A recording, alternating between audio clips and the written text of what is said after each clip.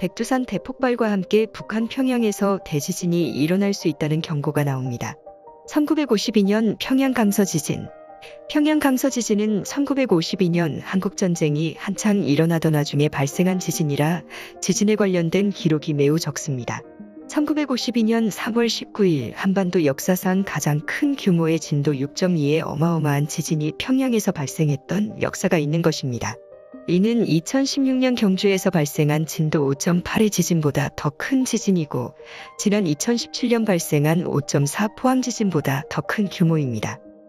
6.2의 지진이 만약 지금 평양에서 발생하게 될 경우 대부분의 건물이 내진 설계가 되어 있지 않은 특성상 평양시가 시내에 위치한 상당수의 고층 빌딩이 주저앉거나 균열로 인한 피해가 발생할 가능성이 매우 높아 우려시되고 있습니다.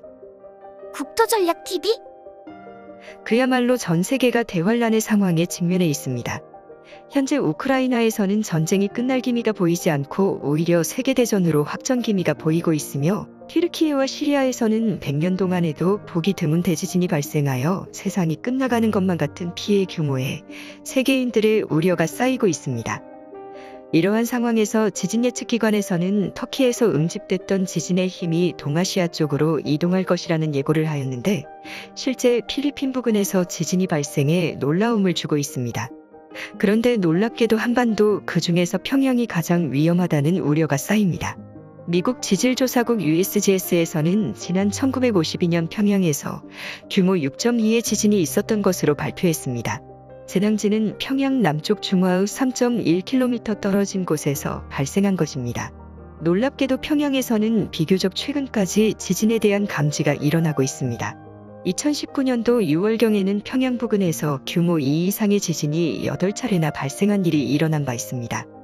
현재 북한의 지진 단층에 대해서는 조사되고 있는 것이 없으나 지진에 영향을 줄 수 있는 거대 단층으로는 중국의 탈루 단층대가 비교적 가까이에 있고 평양 부근에는 구월산 단층, 대동강 단층, 재룡강 단층, 남강 단층, 예성강 단층, 임진강 단층 등으로 감싸는 여러 개의 단층들이 있는 상황이며 놀랍게도 평양시가지 일대의 경우에는 한반도에서 가장 잘게 조개어질 뿐 아니라 복잡한 단층선이 지나고 있어 지진에 매우 취약한 지질 환경으로 분석됩니다. 지질학계에서 평양시가지가 위치한 평남분지의 경우 고생대에 형성된 분지로 규정하고 있고 대부 조산운동 등 지각 변동을 받으면서 내부에 수많은 단층이 형성되어 그 영향으로 인해 오늘날까지 지진 활동이 활발하여 진도 2 이상의 지진만 19개가 감지됐고 0도 이상의 지진의 경우 22회가량 감지되었으며 황해도 지방에서는 진도 2 이상의 지진은 178회, 0도 이상의 지진은 245회가 감지되어 한반도 일대에서도 매우 지진 활동이 활발한 지역으로 분석되는 놀라움을 주고 있습니다. 이 때문에 평양시가지 일원에는 고층 빌딩보다 저밀도의 단독주택 단층 건물들을 건축하는 계획이 이뤄져야 하지만 북한의 수도 특성상 랜드마크성이 있는 초고층 빌딩이 최근 우후죽순 건설되고 있는 상황입니다. 지진 활동에 견딜 수 있는 고층 건물을 지으려면 철근을 많이 넣은 내진 설계가 이루어져야 하지만 현재 북한에는 철근 자체가 많이 부족한 상황이며 심지어 지난 2014년 5월에는 평양 평천동에서 건설하던 23층 규모의 고층 아파트가 붕괴되는 사상 초유의 사건이 발생하여 희생자 수만 300명으로 분석되었습니다. 해당 평양 시내 고층 빌딩들이 설계된 구역들의 경우 당 간부 등 백두혈통을 오래전부터 지지해온 핵심 계층이 모여 사는 구역임에도 이러한 사고가 발생하여 건설을 맡았던 당 간부가 주민들에게 직접 사죄하는 모습까지 방영됐을 뿐 아니라 설계와 시공 담당 기술자 4명은 총살되는 등의 사건들이 있었습니다. 당시 북한 당국은 똑같은 건물을 대미나 교량 공사에 사용되는 특수 시멘트를 표준보다 많이 사용하여 기존 아파트와 똑같은 모습으로 복원시켜 유족들에게 선물이라는 식으로 입주권을 주었는데 김정은 지시로 튼튼하게 집을 지은 집이라 하여 300명의 희생자가 나온 부지임에도 이미 액땜이 끝난 집이라는 미신으로 평양에서도 의외로 인기가 좋은 아파트로 재탄생했다는 황당한 일이 있었습니다.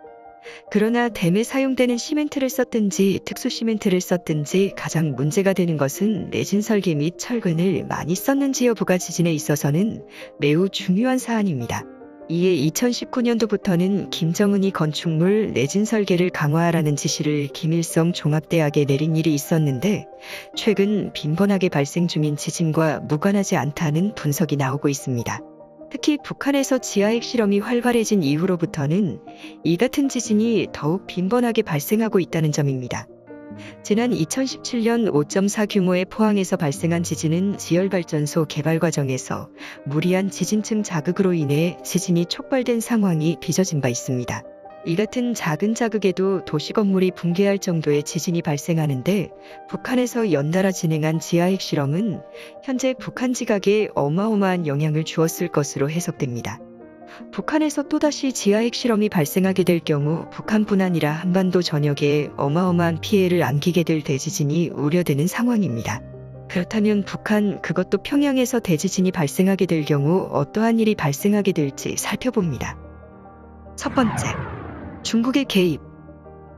지난 1952년 한국전쟁 와중에 평양에서 발생한 진도 6.2 이상의 지진이 평양시가 지내에서 발생하게 될 경우 북한에 지어진 상당수의 기존 콘크리트 고층 건물들 다수가 붕괴될 가능성이 높습니다. 이 같은 고층 아파트의 경우에는 북한 백두혈통을 옹이하는 핵심 계층 다수가 거주하고 있는 상황인데 만약 이러한 콘크리트 구조물 붕괴와 대거 희생자가 나오게 된다면 북한의 상황은 그야말로 대혼란의 전국이 펼쳐질 수밖에 없고 북한의 통치력 마비 사태가 올 가능성이 매우 높다는 점입니다. 특히 이번 터키 시리아 대지진으로 인해서 러시아에서는 시리아에 대규모 병력을 파견하여 지진 복구 등에 투입을 하였는데 같은 케이스로 북한, 그것도 확률이 높은 평양 지방에서 지진이 발생할 경우 중국이 지진 피해 복구 명목으로 대규모 군사 병력을 파병할 가능성이 높을 것으로 분석됩니다. 문제는 그렇게 될 경우 폐쇄적인 북한 김정은 정권의 외국군, 특히 중국군이나 러시아군 등이 진입하는 상황이 발생하게 되고 이는 사실상 중국과 러시아가 북한에 요구하는 것이 늘어나는 상황으로 발전할 가능성이 높아지게 되며 이는 북한이 러시아의 벨라루스 혹은 중국의 미얀마 같은 퍼펫스테이트가 되어 국제사회에 새로운 영향력을 미칠 가능성이 높습니다. 현재 중국은 북한으로 넘어갈 수 있는 시남녹강대교라던가 여러 고속철도망, 또 대규모 군병력이 도하할 수 있는 시설들을 대거 갖추어 놓고 있고 한반도 유사시 즉각 군병력을 투입하기 위한 시설들을 속속 완공시켜 놓고 있습니다. 이 때문에 평양에서 발생하게 될 수 있는 대규모 지진은 한반도 정세에 어마어마한 영향을 미칠 가능성이 높습니다. 두 번째, 한국의 도움 요청. 두 번째 가능성은 중국이나 러시아가 아닌 한국의 도움을 요청할 경우입니다. 대규모 지진 피해와 통제력을 상실하게 될 경우 중국이나 러시아가 아닌 한국 정부의 도움을 요청할 가능성도 배제할 수 없습니다. 중국의 도움을 받게 되어 중국군이 한번 들어오게 되는 경우 쉽게 나가지 않는다는 것을 북한 측도 역사를 통해 잘 알고 있기 때문입니다. 그러나 한국이 북한을 도울 수 있을지는 미지수입니다. 한국은 북한의 90년대 고난의 행군 이후로 많은 물적 지원이 있었으나 대부분 북한 체제 강화 용도로 물자들이 사용되고 오히려 천안함 폭침, 연평도발 등의 대남도발이 강화되는 참극이 빚어진 바 있습니다.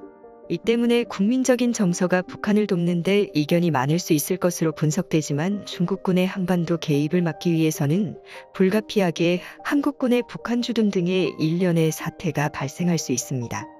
이 경우 휴전선에 배치되어 있던 많은 군병력들이 압록강, 두만강에 배치되고 다수의 병력은 지진 피해 복구 등에 투입될 가능성도 배제할 수 없습니다.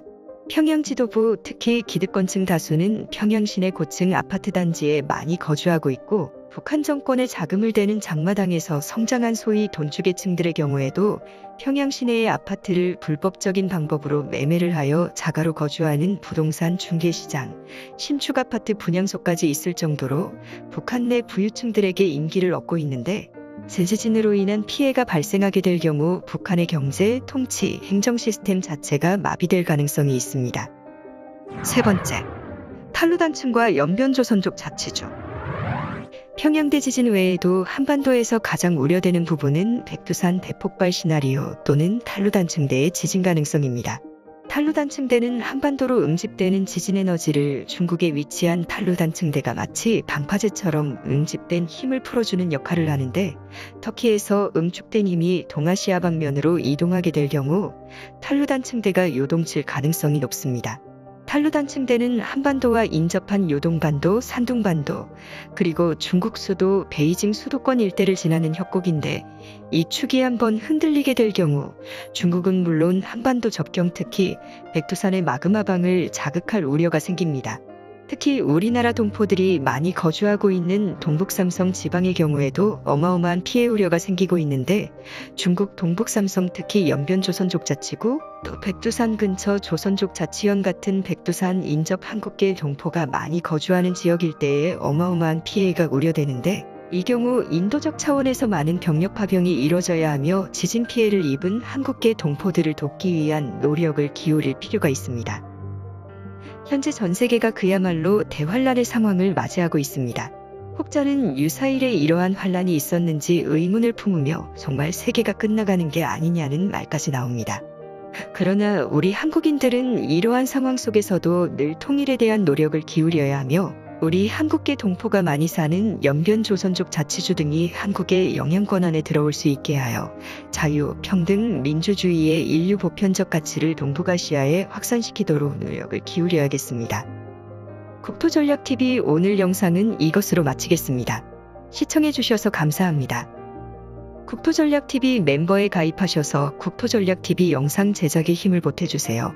유튜브에서 가장 저렴한 월 990원, 1,000원 한 장도 안 되는 적은 금액으로 멤버에 가입하시게 되면 국토전략TV 후원과 함께 공개되지 않은 영상들을 즐겨보실 수 있습니다. 그럼 오늘 하루도 즐거운 하루 되십시오. 감사합니다.